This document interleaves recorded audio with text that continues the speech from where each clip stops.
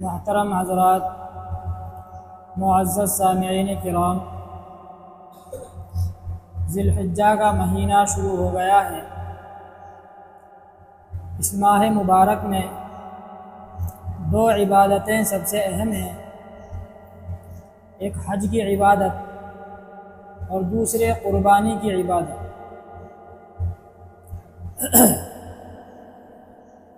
قربانی جو لوگ صاحب حیثیت ہیں اور اللہ تبارک و تعالی نے ان کو مال کی دولت سے نوازا ہے، تو وہ لوگ قربانی کیا کرتے ہیں، اور ایسے لوگوں پر قربانی واجب ہے۔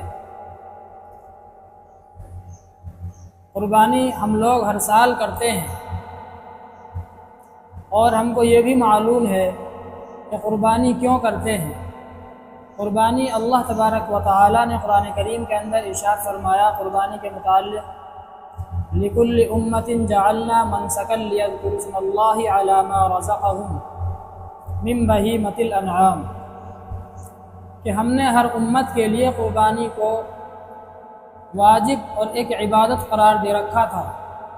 تو جس طریقے سے جو دیگر امتیں پہلے گزری ہیں ان کے اندر بھی قربانی تھی، اسی طریقے سے امت محمدیہ صلی اللہ علیہ وسلم کے اندر بھی اللہ تبارک و تعالیٰ نے قربانی کو مشروع فرمایا ہے۔ جو پہلی امتیں تھیں ان کے اندر قربانی کی شکل الگ ہو سکتی ہے، لیکن قربانی بہرحال پہلی امتوں کے اندر بھی تھی۔ اور جو آپ صلی اللہ علیہ وسلم کی امت کو جو قربانی کی شکل دی گئی ہے، اس کے متعلق صحابہ کرام نے آپ صلی اللہ علیہ وسلم سے عرض کیا، اے اللہ کے رسول، یہ قربانی کیا چیز ہے؟ ما ہی الاضاحی؟ تو آپ نے فرمایا، ہی سنت ابیکم ابراہیم۔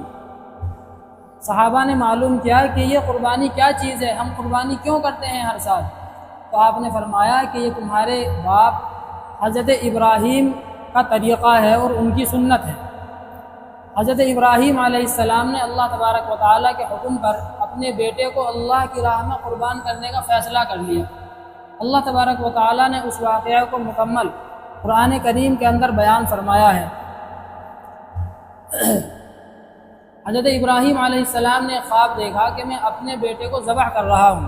سب سے پہلے تو انہوں نے اللہ تبارک و تعالیٰ سے دعا فرمائی کہ اللہ میرے کوئی اولاد نہیں ہے، مجھ کو اولاد دے دے۔ وہ بالکل بوڑھے تھے، تو اللہ تبارک و تعالیٰ نے بڑھاپے کی حالت میں ان کو اولاد سے نوازا۔ جب وہ اولاد چلنے پھرنے کے اور کام کرنے کے قابل ہو گئی، یعنی حضرت اسماعیل علیہ السلام، فلما بلغ معه السعي قال يا بني إني أرى في المنام أني أذبحك فانظر ماذا ترى قال يا أبت افعل ما تؤمر ستجدني إن شاء الله من الصابرين۔ اللہ تبارک و تعالیٰ نے فرمایا کہ جب وہ بچہ دوڑنے بھاگنے لگا اور کام کرنے کے قابل ہو گیا، تو انہوں نے خواب دیکھا کہ میں اپنے بیٹے کو اپنے ہاتھ سے اللہ کی راہ میں قربان کر رہا ہوں۔ انہوں نے یہ خواب اپنے بیٹے کو بتایا کہ میں نے ایسے ایسا خواب دیکھا ہے۔ تو بیٹے نے کیا کہا؟ قال یا ابت افعل ما تؤمر ستجدنی ان شاء اللہ من الصابرین۔ اے ابا جی، آپ کو جو خواب دکھائی دیا ہے، جس چیز کا آپ کو حکم دیا گیا ہے، آپ وہ کام کر گزریے، آپ مجھ کو انشاءاللہ صبر کرنے والوں میں سے پائیں گے۔ تو حضرت ابراہیم علیہ السلام نے اپنی اولاد کو، اور اولاد بھی وہ جو دعاؤں کے ذریعے سے اور بڑھاپے کی حالت میں ان کو عطا کی گئی تھی، اس کو اللہ کی راہ میں قربان کرنے کا فیصلہ کر لیا۔ تو ہم اسی کی یاد میں، وہ جو حضرت ابراہیم نے قربانی پیش کی تھی، اسی یاد میں ہم ہر سال قربانی کیا کرتے ہیں۔ قربانی جب انسان کرے تو اس کے ذہن میں یہی بات رہے کہ جس طریقے سے حضرت ابراہیم علیہ السلام نے اپنی محبت کو، اپنی خواہش کو اللہ تبارک و تعالیٰ کی رضا کے سامنے قربان کر دیا، اسی طریقے سے ہم اپنی خواہشات کو اور اپنی تمام مرغوبات کو اللہ کے حکم کے آگے قربان کرنے والے بن جائیں۔ ایسا نہ ہو کہ بس ایک رسم کے طریقے پر کہ بھائی چلو ہم مالدار ہیں، تھوڑے سے پیسے خرچ کر دیتے ہیں، تھوڑا گوشت ہو جائے گا، کھانے پینے کے لیے انجوائے ہو جائے گا، پارٹی وغیرہ ہو جائے گی، اس لیے آدمی قربانی کرے، تو اس سے کوئی فائدہ نہیں ہے۔ اللہ تبارک و تعالیٰ کو اس گوشت کی کوئی ضرورت نہیں ہے، نہ اللہ تبارک و تعالیٰ کو یہ گوشت پہنچتا ہے۔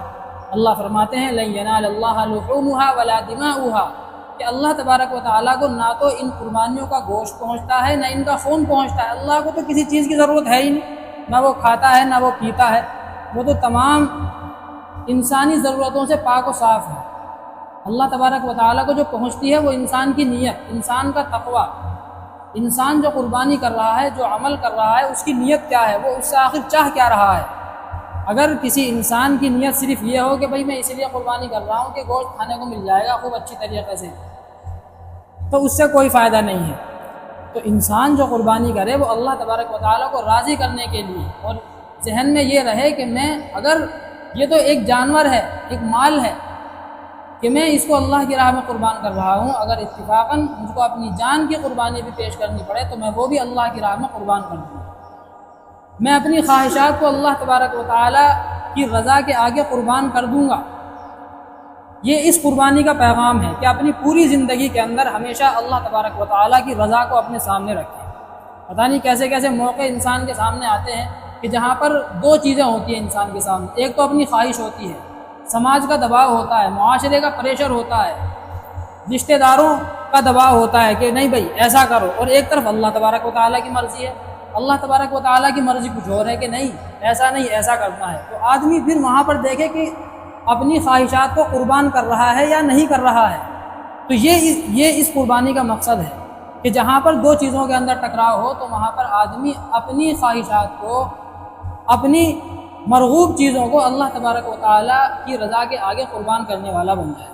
بہت سے لوگ قربانی کے اوپر اعتراض کر دیتے ہیں کہ آخر جو ہے اتنے جانور قربان کرنے کا کیا فائدہ ہے، ایک ہی دن کے اندر اربوں خربوں روپیے کے جانور پوری دنیا کے اندر قربان کر دیے جاتے ہیں، ان کا خون نالیوں کے اندر بہا دیا جاتا ہے، اور گوشت اتنا مہنگا ہے، تو اس طریقے سے اس کو قربان کر کے کیا فائدہ ہے؟ دراصل یہ وہ لوگ ہوتے ہیں کہ جن کے سامنے ہر وقت بس دنیاوی فائدہ ہوتا ہے، وہ ہر چیز کے اندر دنیاوی فائدے کو دیکھتے ہیں کہ کس چیز کے اندر دنیاوی فائدہ ہے، ہر چیز کے اندر بس دنیا کا فائدہ کہ اس چیز کے اندر فائدہ ہے یا نہیں ہے، یہ دیکھتے ہیں۔ جیسے کہ ایک تاجر تھا، جب اس کا آخری وقت آیا تو فرشتہ جب اس کی روح قبض کرنے کے لیے آیا تو اس سے معلوم کرنے لگا کہ بھائی تجھ کو تیری روح کو جنت میں لے جائیں یا جہنم میں۔ تو اب چونکہ وہ آدمی بزنس مین تھا، تاجر تھا، تو کہنے لگا کہ بھائی جہاں 4 پیسے کا فائدہ ہو وہاں لے جاؤ۔ تو بہت سے لوگ جو ہے ہر چیز کے اندر بس دنیا کا فائدہ، اس کے جو اندر جو مقصد ہے اس کو نہیں دیکھتے۔ اسی طریقے سے قربانی ہے، قربانی کے اندر ہو سکتا ہے کہ دنیاوی بہت سارے فائدے ہوں، اور ہوتے بھی ہیں، مثلا اس کی کھال ہے، اس کے بال ہیں، اس کی ہڈیاں ہیں، وہ ان کارخانوں میں، ان فیکٹریوں میں جاتی ہیں جہاں وہ کارآمد بنتی ہیں، ان کے ذریعے سے جو اور مزدور ہیں ان کو جاب ملتی ہے، نوکری ملتی ہے، ان کا کام بڑھتا ہے، اور دنیاوی اور بہت ساری چیزوں کے اندر وہ تمام چیزیں کام آتی ہیں۔ بہرحال ہم کو وہ نہیں دیکھنا، ہمیں تو یہ دیکھنا ہے کہ اللہ تبارک و تعالیٰ کا حکم کیا ہے۔ دراصل قربانی یہ عقل کو توڑنے کے لیے ہی ہے۔ دیکھیے حضرت ابراہیم علیہ السلام اگر اپنی عقل کو دوڑاتے کہ آخر میرے بیٹے کو قربان کرنے کا حکم دیا گیا ہے، یہ کوئی عقل میں آنے والی چیز ہے، لیکن انہوں نے اپنی عقل کو ایک طرف رکھا اور اللہ تبارک و تعالیٰ کی جو مرضی تھی اور اللہ تبارک و تعالیٰ کا جو حکم تھا اس کو آگے رکھا۔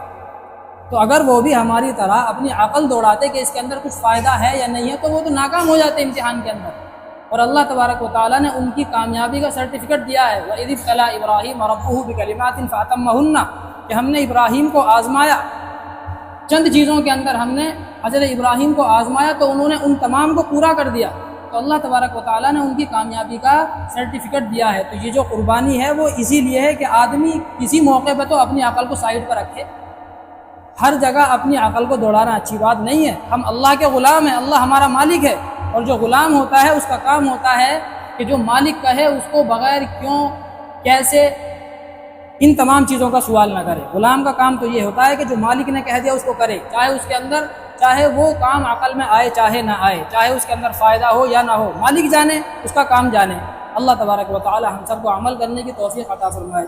وآخر دعوانا الحمدللہ۔